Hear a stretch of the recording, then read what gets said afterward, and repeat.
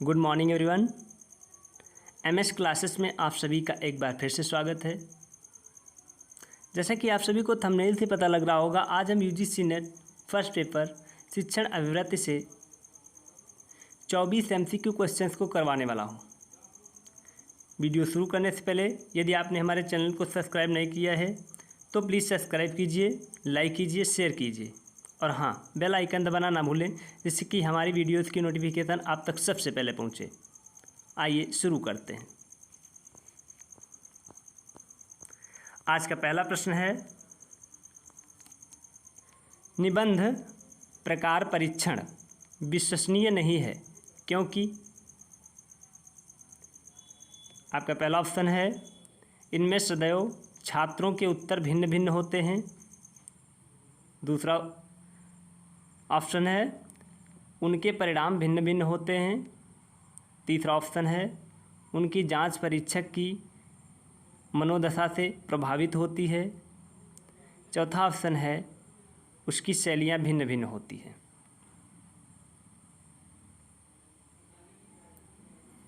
आपका सही उत्तर है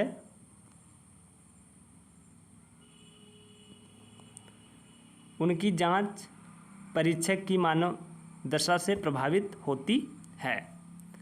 अगला प्रश्न देखते हैं।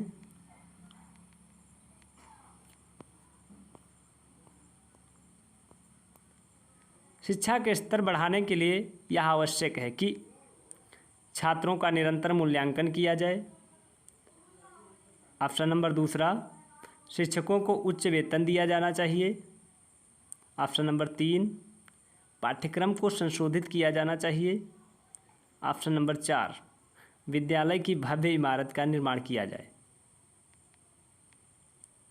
का सही उत्तर है, छात्रों का निरंतर मूल्यांकन किया जाए। अगला प्रश्न देखते हैं। निम्नलिखित में से छात्रों के गृह कार्य जांचने का सबसे उत्तम तरीका क्या है? पहला ऑप्शन है, यह कार्य कक्षा के बुद्धिमान छात्रों को आवंटित कर दिया जाए।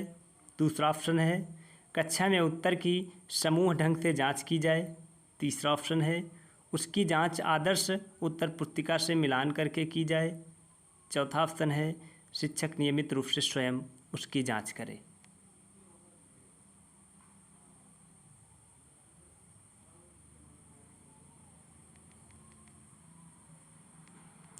का सही उत्तर है, शिक्षक नियमित रूप से स्वयं उसकी जांच करे। अगला प्रश्न देखते हैं।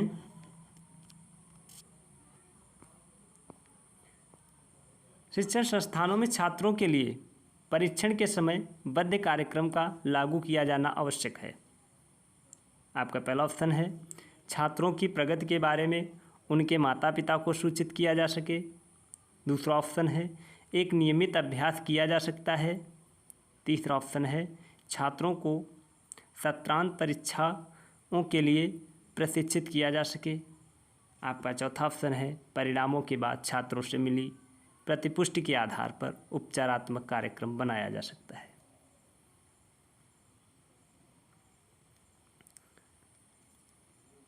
आपका सही उत्तर है, परिणामों के बाद छात्रों से मिली प्रतिपुष्टि के आधार पर उपचारात्मक कार्यक्रम बनाया जा सकता है। अगला प्रश्न देखते हैं। प्रश्न नंबर 5,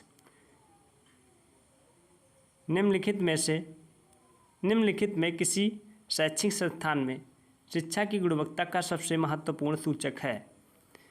पहला ऑप्शन है, विद्यालय की ढांचागत सुविधाएं।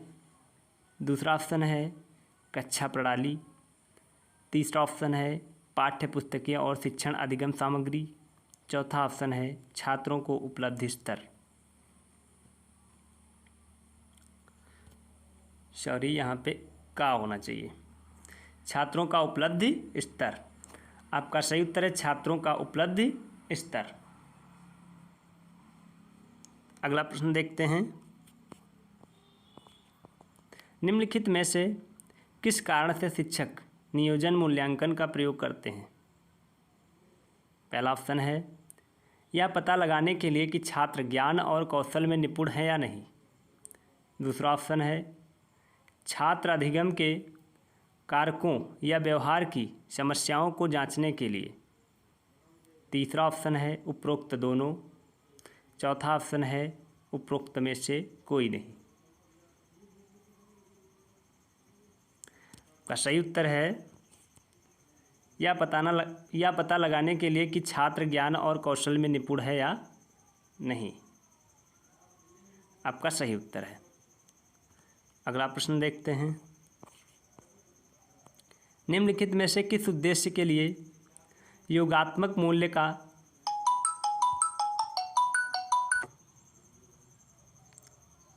निम्नलिखित में से किस उद्देश्य के लिए योगात्मक मूल्यांकन का प्रयोग किया जाता है। पहला ऑप्शन है अधिगम प्रक्रिया के दौरान छात्र की प्रगति की निगरानी के लिए। दूसरा ऑप्शन है मुख्य रूप से छात्रों को प्रमाण पत्र ग्रेड देने के लिए। तीसरा ऑप्शन है छात्र की अभिरुचि एवं प्रवृत्ति को जानने के लिए। चौथा ऑप्शन है छात्रों को आवंटित विशिष्ट अधिगम समूहों में विभाजित करने के लिए। आपका सही उत्तर है मुख्य रूप से छात्रों को प्रमाण पत्र ग्रेड देने के लिए। अगला प्रश्न देखते हैं। शिक्षक द्वारा दिए गए गृह कार्य का उद्देश्य तभी पूरा होता है जब गृह कार्य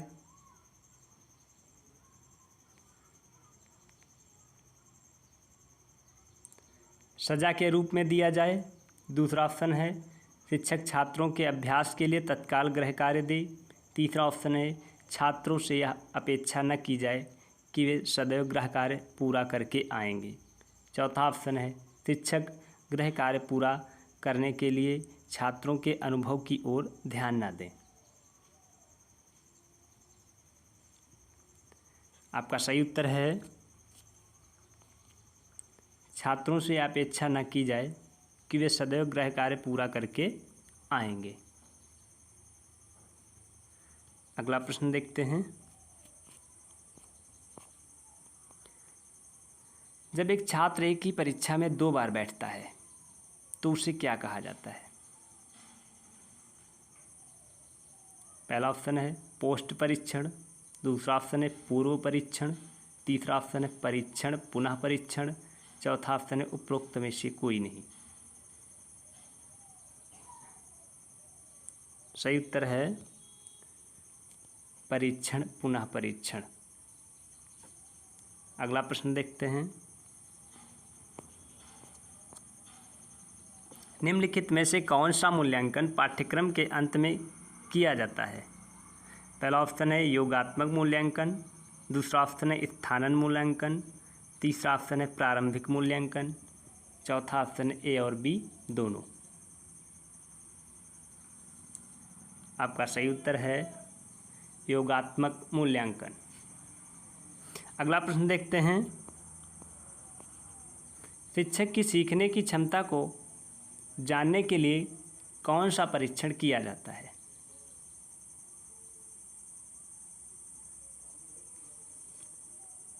पहला ऑप्शन है उपयुक्तता परीक्षण। दूसरा ऑप्शन है मनोवृत्ति परीक्षण। तीसरा ऑप्शन है उपलब्धि परीक्षण। चौथा ऑप्शन है दार्शनिक परीक्षण। आपका सही उत्तर है उपयुक्तता परीक्षण। अगला प्रश्न देखते हैं।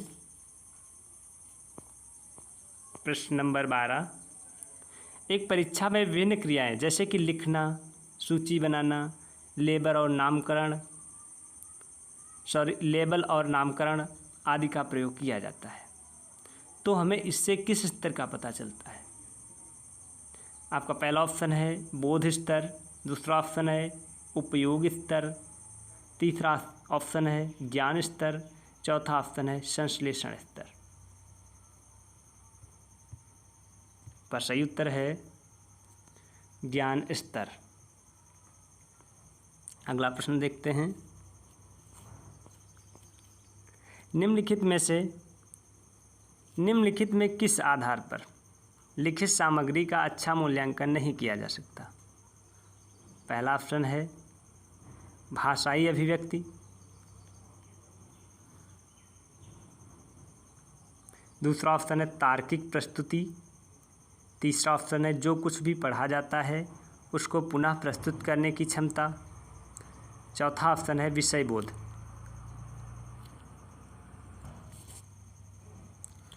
आपका सही उत्तर है जो कुछ भी पढ़ा जाता है उसको पुनः प्रस्तुत करने की क्षमता। अगला प्रश्न देखते हैं।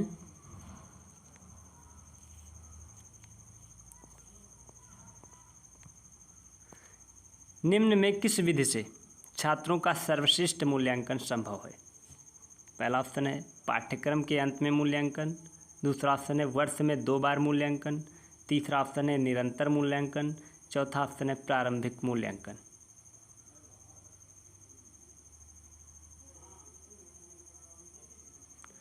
आपका सही उत्तर है निरंतर मूल्यांकन। अगला प्रश्न देखते हैं। पाठचर्या की प्रभाविता निर्धारण में निम्नलिखित में से कौन सा कारक सर्वप्रधान है? पहला ऑप्शन है अध्यापक की क्षमता। दूसरा ऑप्शन है समुदाय का सहयोग। तीसरा ऑप्शन है संस्था का हित। चौथा ऑप्शन है प्रशासन का नेतृत्व। सही उत्तर है अध्यापक की क्षमता।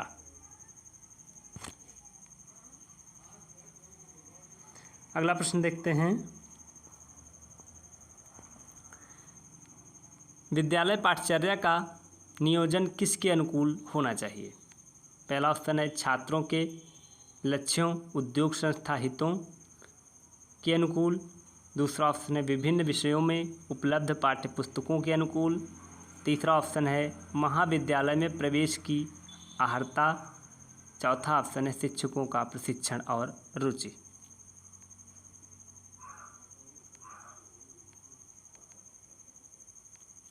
का सही उत्तर है छात्रों के लक्ष्यों, उद्योग संस्था हितों। अगला प्रश्न देखते हैं।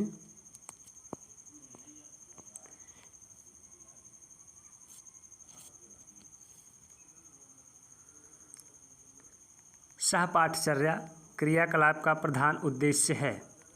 पहला ऑप्शन है विद्यार्थी विकास को सुकर बनाना।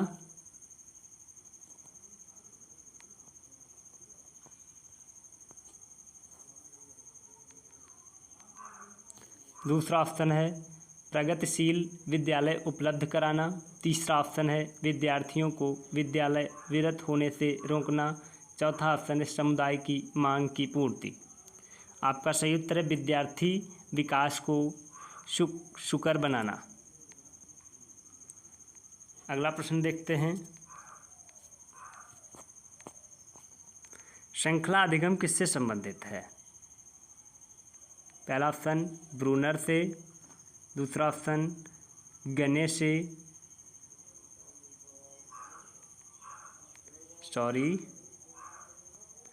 यहाँ पे गैगने होना चाहिए।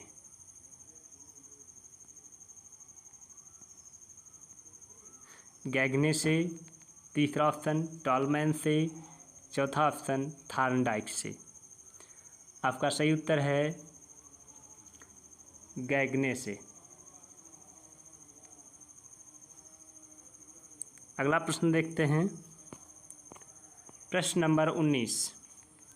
शिक्षा के विभिन्न स्तरों के अंतर्गत समस्या समाधान की योग्यता का विकास होता है। पहला ऑप्शन स्मृति स्तर। दूसरा ऑप्शन बोध स्तर।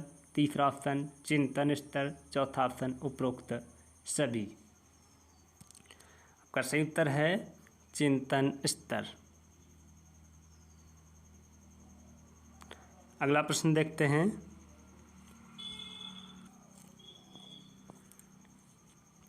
मूल पाठचर्या किस पर बल नहीं देती?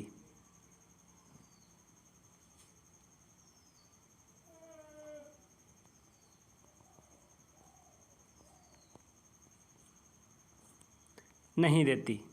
पहला ऑप्शन है प्रजातांत्रिक प्रक्रियाओं।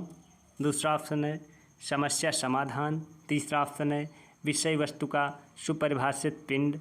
चौथा ऑप्शन है विभिन्न वस्तु विभिन्न विषय वस्तु का एकीकरण।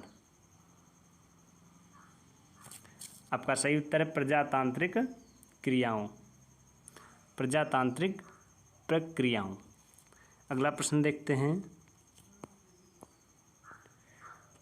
क्रियात्मक पाठचर्या के अभिकल्प में रुचि रखने वाले पाठचर्या निर्माता को किसकी आवश्यकता होती है? पहला ऑप्शन शिक्षा दर्शन की, दूसरा ऑप्शन मनोवैज्ञानिक सिद्धांत की, तीसरा ऑप्शन शैक्षणिक प्रक्रियाएं, चौथा ऑप्शन उपरोक्त सभी। का सही उत्तर है उपरोक्त सभी।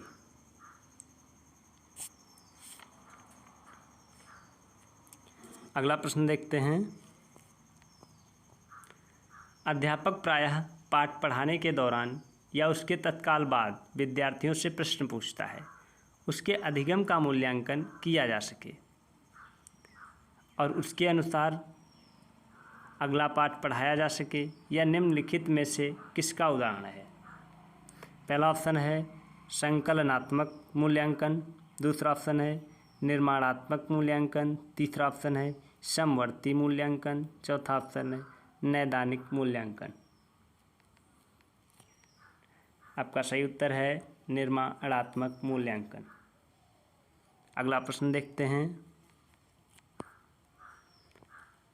अध्यापक शिक्षा संस्थाओं में प्रवेश के लिए उम्मीदवारों के चयन हेतु आयोजित किया जाने वाला अध्यापक पात्रता परीक्षा निम्नलिखित में से किसका उदाहरण है?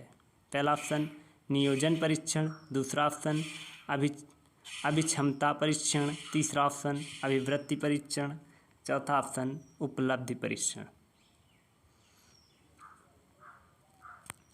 आपका सही उत्तर है अभिक्षमता परीक्षण।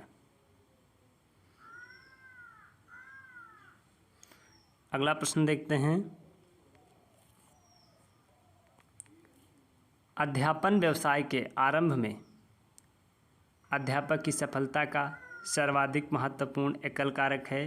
पहला ऑप्शन व्यक्तिगत एवं कक्षा से समायोजन की योग्यता, दूसरा ऑप्शन जीवन के प्रति सकारात्मक और तथा अभिवृत्ति दृष्टिकोण, तीसरा ऑप्शन मौखिक प्रवाह एवं संगठनात्मक योजना, चौथा ऑप्शन सक्षमता तथा व्यावहारिक आचार।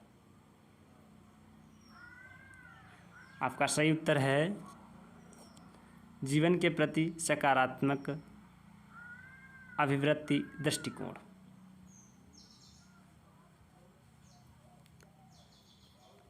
अगला प्रश्न देखते हैं।